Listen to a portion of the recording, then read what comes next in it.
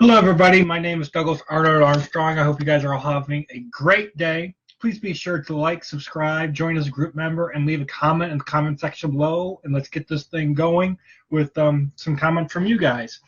So we are here to discuss Star Wars Episode 7 and Star Wars Episode 8, the worst two movies ever created in the Star Wars universe. Star Wars 7, The Force Awakens, and Star Wars The Last Jedi, or as I've come to call it, The Last Straw.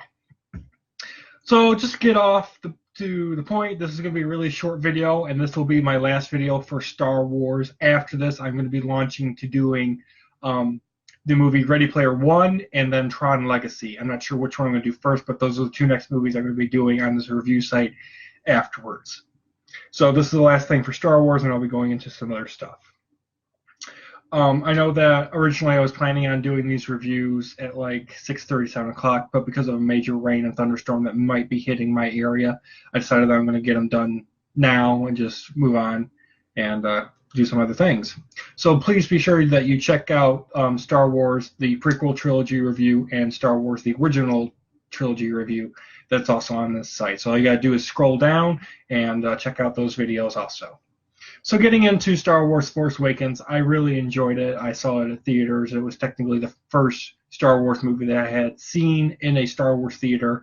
I didn't get the chance to watch the original trilogy in theaters, and I did not watch the prequel trilogy in theaters either.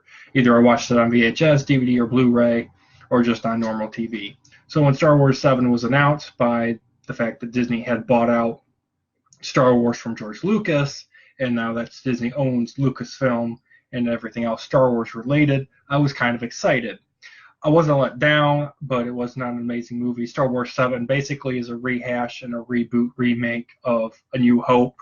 You've got the whole rebellion trying to fight off the First Order, which is basically the rebellion fighting off the Empire, and the First Order has this like upgraded Death Star called Starkiller Base, and the First Order wants to use it, and they blew up course on a bunch of other planets, and so you got Rey that's wanting to become a Jedi of sorts. You've got Poe Dameron, which is basically Luke Skywalker, but he's the ace pilot. You've got Finn, which defects from the First Order, from being a First Order stormtrooper, and he's joined the Resistance. Han Solo gets killed by Kylo Ren, which is his son. Princess Leia's back. Luke Skywalker shows up briefly at the very end. And that's about it for Force Awakens. Chewbacca's back, R2-D2 is back, C-3PO is back. It's a fun movie, don't get me wrong, but it's definitely something that we've seen multiple times, and they bring about a lot of cool things from the previous 6, but nothing really new and interesting that I haven't seen before. And so that's probably my biggest problem with Star Wars The Force Awakens. And now we're going to get into the meat and grind of this review is Star Wars Episode 8. This movie sucked! And anyone else that is here in this house with me listening to this review right now would agree with me. Star Wars Last Jedi was Disney's stupidest movie they have ever made that I've ever seen. Rian Johnson should never have been allowed to make this movie. I don't know anyone upstairs in Disney headquarters that thought that this movie was going to be good.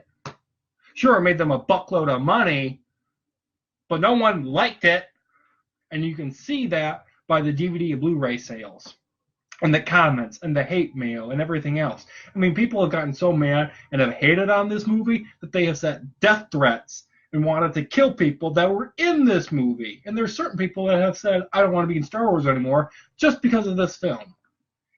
And to me, that is sad. So I'm going to get into the things that I strongly hate about Episode 8. And then I'm going to talk about a couple things that I enjoyed. So I'm going to get out my rage first, and then I'm going to calm down. First off, Luke as a character in Star Wars Episode 8 was boring and lame. How does he go from someone that sees a light in Darth Vader, tries to save him, ends up doing so even though it kills him, to going to creating the Jedi Order, thinking that his nephew is a bad guy and a villain and is going to destroy everything that Luke Skywalker's built with this new order, and then he attempts to murder him. And then he also wants to wipe out anyone else that decides to leave the light and go to the dark. How does that make any sense? That's just stupidly dumb, lame story writing. Yeah, it might make for a cool little interesting plot, but it breaks the whole purpose of what Luke Skywalker was in the original trilogy. It just rage-inducing. I don't get it. Next, Captain Phasma was a complete, utter waste of a character in both Force Awakens and The Last Jedi. She was supposed to be this cool little updated version of a First Order trooper with the mix of some sort of technologically advanced super armor from Boba Fett or whatever. And all she happens is they use the whole, let's put her in a garbage chute like Episode 4. And I'm just like, I'm wearing this Titanfall 2 helmet beanie or whatever, so I don't pull my hair out while doing this review. I just,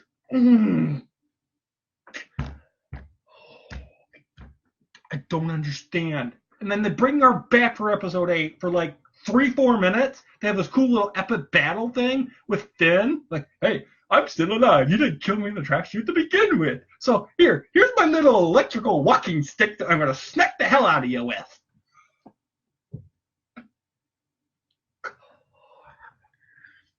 And then Finn's going to strike me down. I'm going to lose part of my helmet, just like a little bit of Darth Vader action in Star Wars Rebels Season 2 that Ahsoka does to Vader. And like, ooh, you can see my eyeball now. Now you can understand that I'm not a man, I'm a woman. And men shouldn't be striking at women. And I'm just like, and then she burns to the ground. And I'm just like, please be dead and don't come back for 9. But, she probably will because J.J. Abrams created Captain Phasma in Episode 7. And because he stated that he's going to finish Episode 9 and make everything connect, I bet you, just because of him being forced by Disney, Captain Phasma is going to be back. She won't die in 7. She won't die in 8. Like, would you just take a page out of someone else's book and just die already? Like, if you're not an interesting character and no one gives a crap about what you do in Star Wars universe, just die! Next up, the comedy in this entire movie was stupid. You don't make jokes about Star Wars in a Star Wars movie.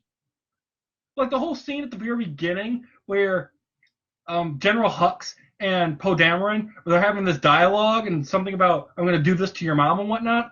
That whole scene, I'm just like, how did Disney or Rian Johnson or anyone else on this set think that was supposed to be a funny 2.5 minute or whatever, funny conversation? Like, it's not funny. And then the whole Luke Skywalker tossing his lightsaber behind him and it goes almost into the water. I'm like, that was supposed to be funny, the fact that he's like, ooh, look, it's my lightsaber. I don't want this anymore. I don't need it anymore.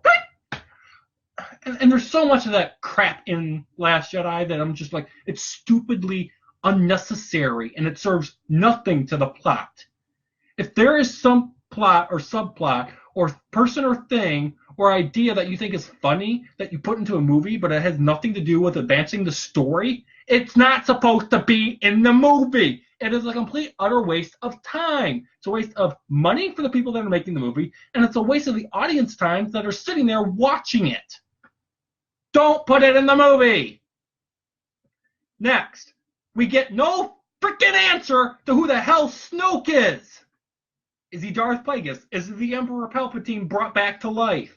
Is he Boba Fett and he somehow survived the Scarlet Pit from Star Wars Episode 6? We get none of that. You know what we get instead? The whole typical apprentice kills the evil master plot from Episode 6. Kylo Ren literally dices and slices Snoke in half with Luke Skywalker's blue lightsaber.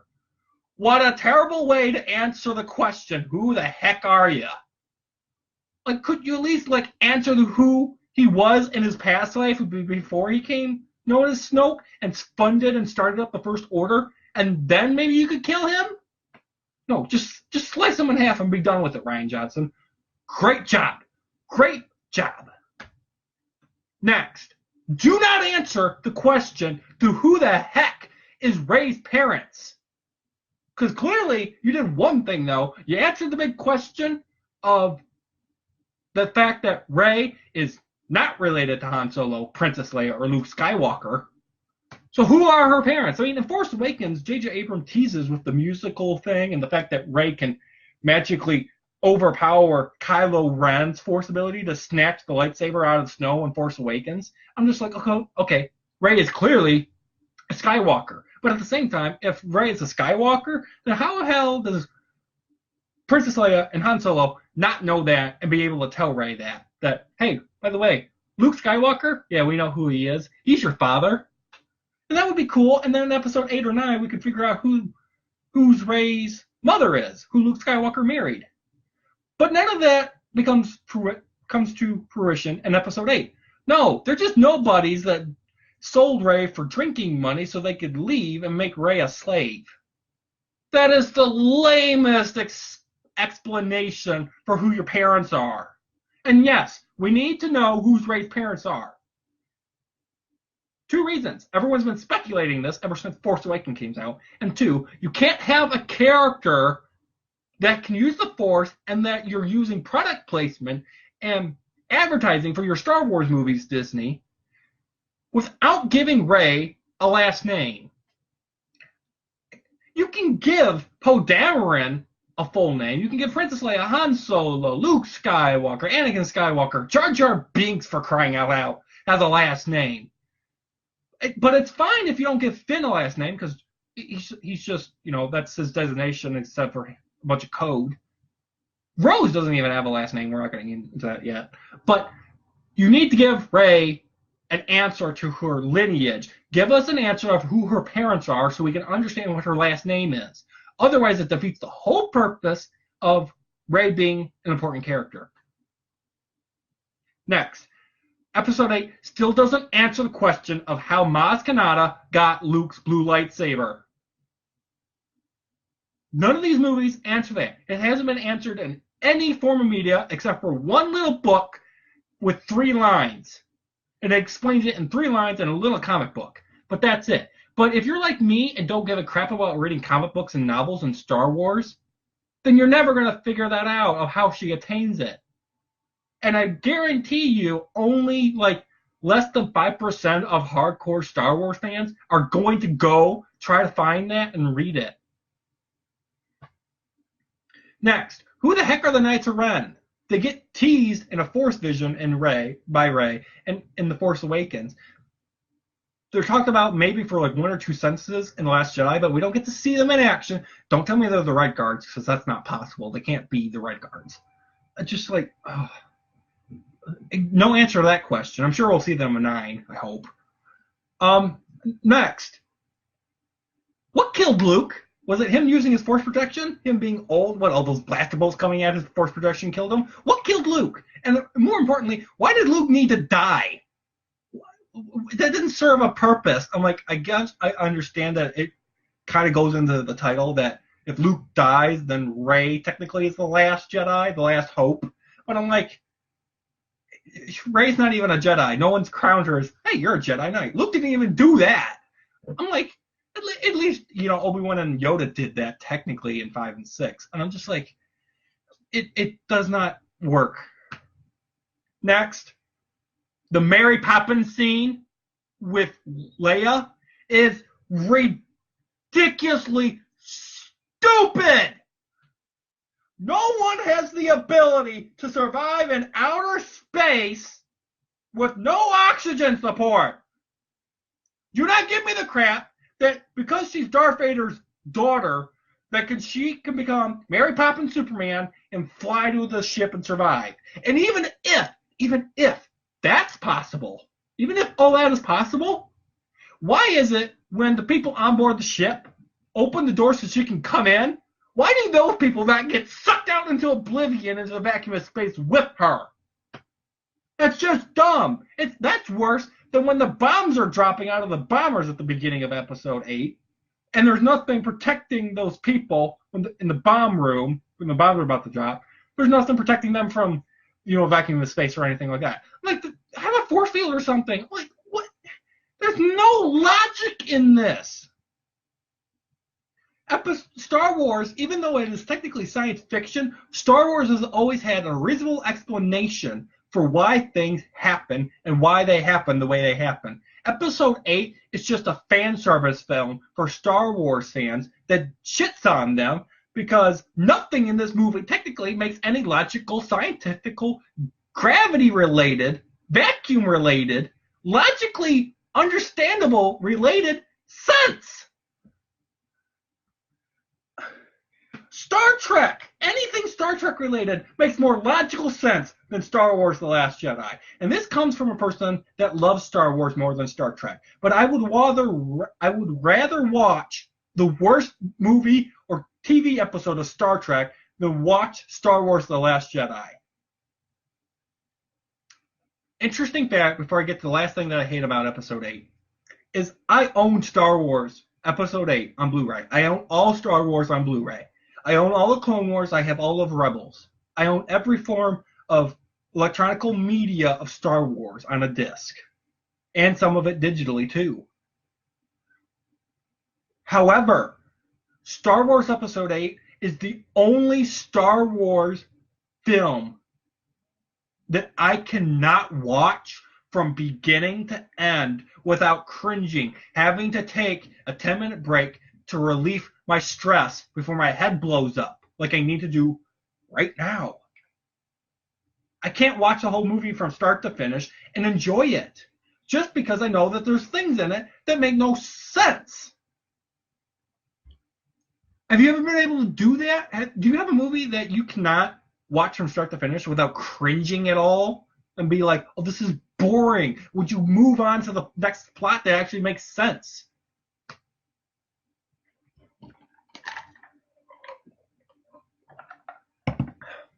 And the last thing that I hate, that I'm pretty sure everybody that has ever seen Star Wars or heard of Star Wars Episode 8 will agree with me.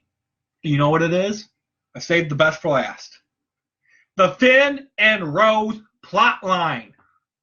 From start to finish, these two somehow are supposed to fall in love.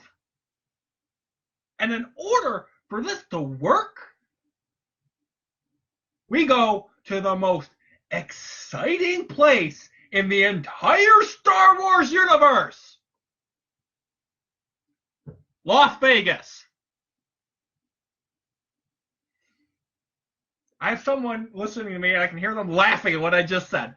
We get Las Vegas. We get to go to Casino Royale. They put 007 in Star Wars. What the frick for?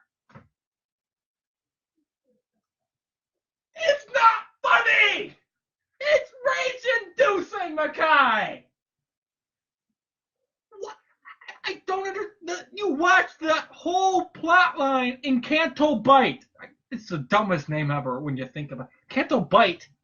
What the hell is being bitten? My head? My brain cells? I can't calm down! It's aggravating! Finn and Rose go on this unnecessary plot to get this unnecessary device to unnecessarily try to save the rebellion from being annihilated. So here's how this goes. If you've watched this movie and you don't understand why I'm raging so hard, let me explain it to you a little more calmly. Finn and Rose go on this mission, if you will call that, to go to Canto Bight after talking to Butthole Eyes, a.k.a. Maz Kanata. Terrible name. They go to Canto Bight, which is basically this really cool place called, what's it called? Las Vegas? I can't remember what it's called. My brain's hurting right now from all this rage. They go to L.A. to find this master code breaker so they can break in down the shields of Snoke's warship so they can get on board, blow it up, and so the rebellion or resistance can survive. However, once they get there, they realize that the casino is using kids, so we're getting the child rights activists, crap and don't child labor and all that nonsense and protect the little donkeys and animal rights. They put children rights and animal rights into a Star Wars movie. Good job, Disney. I understand why this movie wanted to make you so much money, because you need to be able to send all these funds to stop this stuff in other countries. Yeah, good job. Make Star Wars fans have to pay for that stuff. Anyway, I'm sidetracking. So they go to this casino to get this guy. They find him, but they get arrested because they don't know how to park properly their spaceship. Not on the grass or the beach. They park it there. They can't park it on a normal platform. So they don't get detected by something or someone. That makes no sense. I never understood that, and I never will. So they go there, they get arrested, and they end up finding this other dude that can do the exact same thing as the Master Codebreaker. So they break this other dude out of jail once they get out of jail, and then they head there to shut down the warship, Snoke's warship, shield, so they can destroy it and survive and whatnot. But they get there, and it's too late because Rey has already destroyed the shields and taken out Snoke's master warship. So the whole purpose of Finn and Rose doing what they were supposed to do, Rey does it in less than 5 hours. But it takes Finn and Rose 3 to 4 days to accomplish the same task. What the? They don't even, when Finn and Rose get out of prison, they don't even bother trying to find the Master Codebreaker again. The one person that Maz Kanata said to go get. They don't even talk to him in the movie. They just look at him. I'm just like, what? And then after the fact that the whole purpose of them being together and doing this mission, after all that doesn't work and they have no reason to be in the movie, no, Rian Johnson still finds another way for them to be in the movie. Rejoin the rebellion on Crate, get into these motorbikes with cannons that are falling apart, and have the whole Rose saving Finn from killing himself to blow up some First Order super cannon thingy. And so they both crash, and then they're both stuck in front of the First Order AT-AT thingies, and they magically are able to get from the frontline First Order army, get all the way back to the bunker where the Resistance is hiding out without being shot at all by the AT-ATs. Like, what were the guys doing up top in the AT-ATs? Like, why the hell did they just let them walk away? Like, they're right there below you. Aim your little gun turrets down and blast them to bits! Why is that so difficult? No, our guns only go straight. Straight towards the enemy base? We walk there? Straight? We must shoot there straight. How is the First Order's technology stupider than the Empire's AT-ATs? The frickin' Empire's AT-ATs can go left, right, up, down, and forward. But the First Orders can only go straight. That is stupid.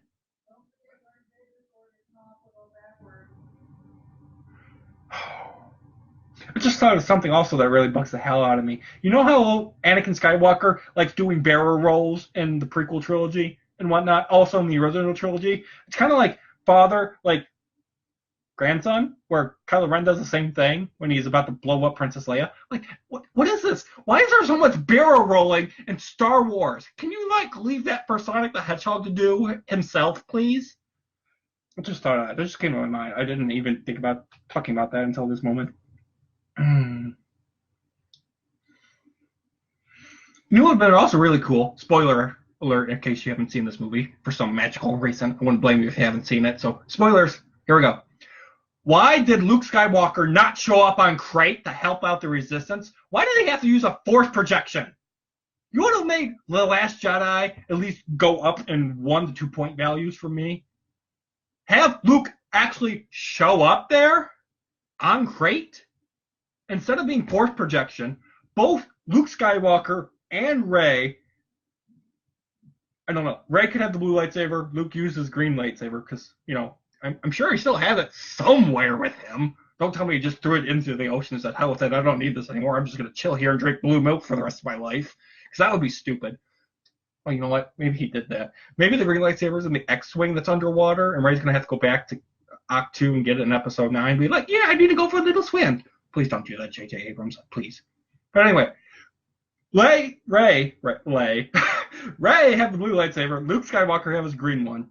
And then when the Guerrilla MG-16 AT-AT walkers or whatever, First Order walkers, attack with all the blasters, Luke and Rey just use the Force, freeze them all in midair before they get to them, then play baseball and smack the lasers back all to the walkers, blow them up, and then blow up Kylo Ren on his little hovering ship, and then the First Order's just done for.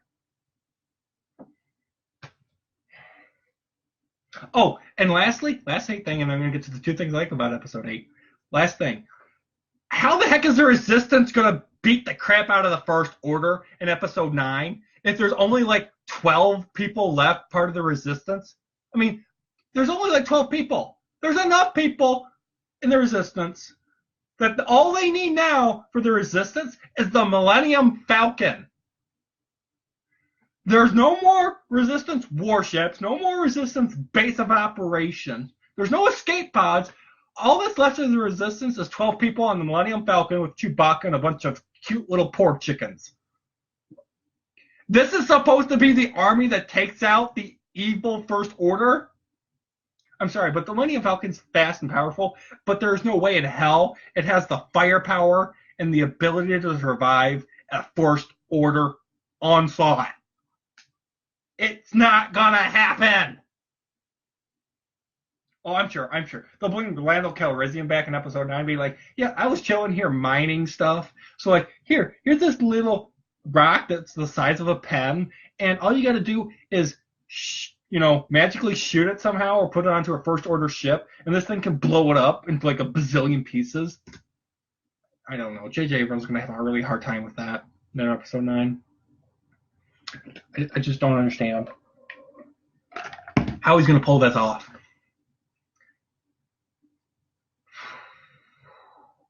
Two things, though, that I did like about Episode 8 was the battle of lightsabers with Rey and with Rey and Kylo Ren in Snoke's throne room. The whole, after Kylo Ren slices Snoke in half, and then Rey and Kylo Ren work together to take out the Red Guards. I thought that scene was phenomenal. Definitely amazing lightsaber battle. I really did enjoy that. And then I enjoyed Crate somewhat. Let me clarify that. Somewhat. The whole Finn and Rose dragging away before being blasted pisses me off still. And then Luke using force projection to trick the crap out of Kylo Ren. I thought that was cool and unique. But after you've seen it once, you realize they should have done something better. I'm just like, oh. Enough said. So I'm giving Star Wars Episode 7, The Force Awakens, a 7 out of 10. And I'm giving Star Wars The Last Jedi a 3 out of 10. If they had made some more improvements and, answered questions and maybe made things a little more logically, scientifically, and gravity and volume related, and didn't have that stupid Mary Poppins scene and answered, Snoke's backstory and how did Maz get Luke Skywalker's blue lightsaber and not kill Luke at the end for some stupid reason and not explain really why, and gotten rid of the whole Finn and Rose plotline, I think I could have given Star Wars Episode 8 maybe a 6. But there's so many problems with Episode 8. As you can tell, I'm very, very vocal, very sensitive about, and I just think that there are going to be a lot more things that could have been done better. So that is going to do it for this review video. So we have concluded doing all 8 Star Wars videos. I'd like to hear what you guys thought of Star Wars Episode 8. Please keep it clean and friendly in the comment section below. And my next reviews will be for Tron Legacy and Ready Player One. Thank you very much for watching. Have a great day. Goodbye.